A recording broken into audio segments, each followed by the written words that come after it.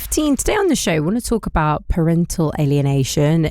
That is actually quite a term that's become more prominent in recent years. In the past, it was known as estrangement. But what does that actually mean?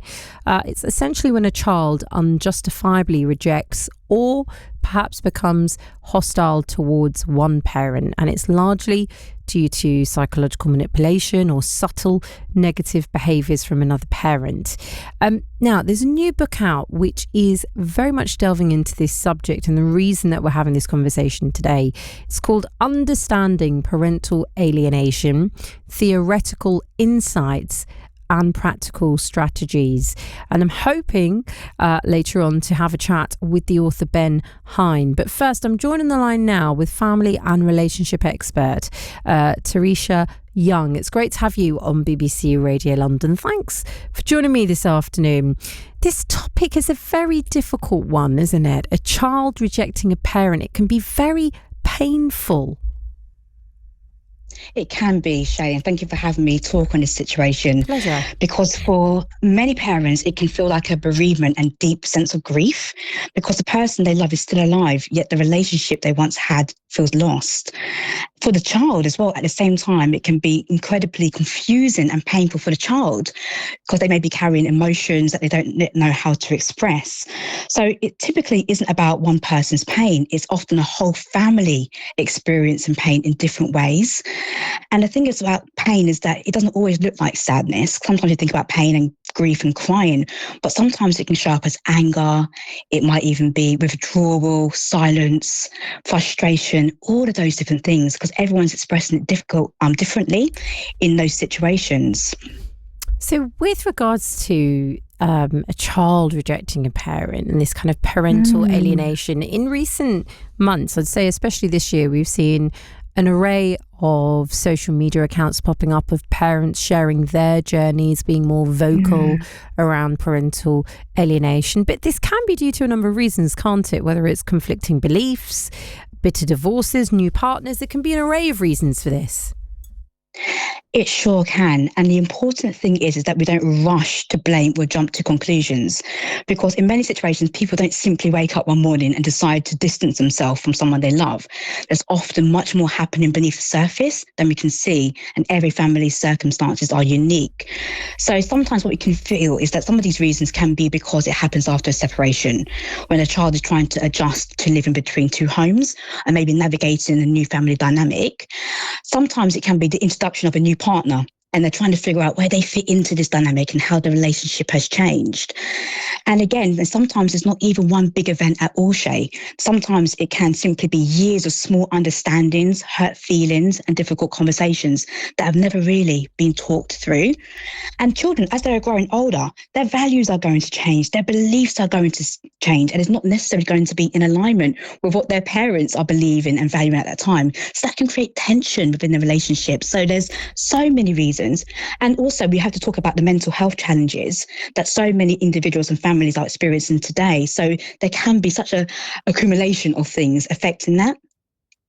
So if a parent is tuned into Radio London, maybe a guardian, but specifically a parent, and they can feel that there's this distance growing, what would you say is the best way to prevent full alienation before it happens? Because, of course, we've all been teenagers. And yes. there is, some of our listeners will be thinking, oh, well, these are just teenage years. But there's a difference between that and when your child is an adult and they alienate you as a parent. Yes. Absolutely. And the first thing I would say is not to ignore it. If you can feel the relationship is changing, really trust that instinct. We always talk about the parent's intuition, so trust that instinct, because sometimes we hope that time alone will fix things, yet distance can continue to grow if we're not gently addressing it too. So what I would encourage any parent who is feeling that distance to do would be, rather than react with anger or defensiveness, as we can tend to do as humans, try becoming curious instead. So it might sound something like, I've noticed we don't seem to be talking as much lately, and I'm really missing our connection.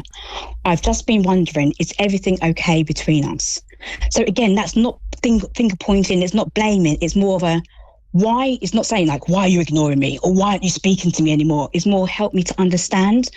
So I think if you go in there with curiosity and the goal not to win the argument or to prove who's right, is to create that space for people to be safe enough and feel safe enough to talk about it.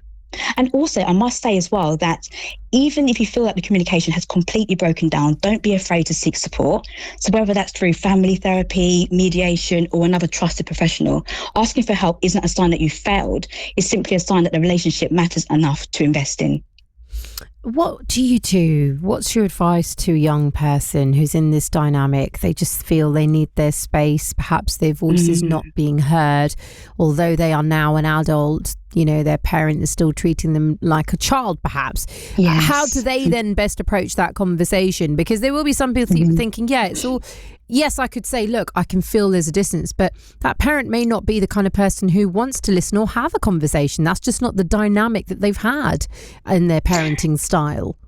Yes, exactly. And I firstly want to say it's perfectly healthy to need space, because wanting space doesn't necessarily mean that you don't love somebody, or it might just be because there are that family tension that you've spoken about there. They just don't have that type of relationship. But we all need time to process our thoughts and emotions. So what is always best to communicate. So rather than having a silent treatment, I would recommend and kind of encourage, if you feel safe to do so, is to communicate with some kindness, to say something as simple as, I'm feeling overwhelmed at the moment, I need a little time. At least it communicates something. And if it generally reflects how you feel, you might also say, I still care about you and I'd like us to talk when I'm ready. Now, if that doesn't feel true to you, it's okay to simply say, I'd like us to talk when I'm ready. And during that time, because if you are wanting that space, I'd really encourage that person to reflect upon what they're hoping the space will give them. How would they like to feel in this relationship? What would they ultimately like the relationship to look like moving forward? Because having that clarity can make the conversation much more constructive if and when they are ready to have it. Is there hope? If there's a parent who's thinking, look, you know, my child has rejected me, or our relationship has been hostile for years, if not decades, that is now done. I've drawn a line under it. Is that important to acknowledge, or should a person always hold on to hope? Well, you see, for many parents, there can be this deep sense of uncertainty and hopelessness. They may find themselves wondering, will this always be our relationship? Will we ever find our way back to one another? And how do I cope if nothing changes? And in that situation, I don't believe we can say that all relationships will repair. That's not the reality of it. I think mainly for the parent, what's important to do is to understand how they would cope if their relationship isn't repaired, because we need to have coping mechanisms in place. Because if it does change, then how would you like that relationship to work? But then equally, you still have to have the reality check to say that sometimes they don't repair. And how can you cope in that situation? And again, this is when I encourage support and speaking to a professional in terms of really processing those emotions. Don't avoid the emotions and thoughts, really process that. Is there ever a right time to pick up a conversation, whether you're a child or a parent? Because sometimes, just finally, you know, people will feel that the distance has grown so much, there's no way back. Yeah, I would say there's no right or wrong time to revisit that conversation. It's the way in which you revisit the conversation. And I think it's more about how you do it rather than the timing of it. And again, if you can go in there with the curiosity to say what has happened, and would that person be open to having a conversation about where they stand, then that's a curiosity. Then also having that reality check to say that person might not be open to that conversation.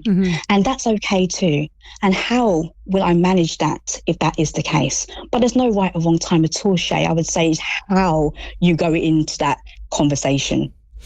The other aspect, just as you're talking, Teresha, is the fact that sometimes people will feel really isolated. I wonder how many are tuned into Radio London thinking, I thought I was the only parent going through this. Oh, yeah.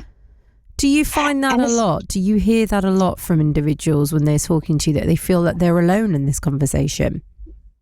Yes, because there's often some form of shame around it. How have I not been able to maintain or sustain a relationship with my child? And usually it's a child that you have raised as well. So there can be some shame around it. And often their parents do feel like they are the only one. And that's why it's really important for us to be having conversations such as this to say, it happens. Reality check is actually more normal than most people believe it is. But the more we can normalize these conversations to say, it happens, and what can we do in order to encourage healthy relationships, healthy conversations, safe conversations? But yes, Shay, people do feel probably alienated as the word that has been used. But again, more healthy conversations and awareness around this can open up that support mechanism that we need in these situations. Pleasure speaking to you on Radio London, Teresha.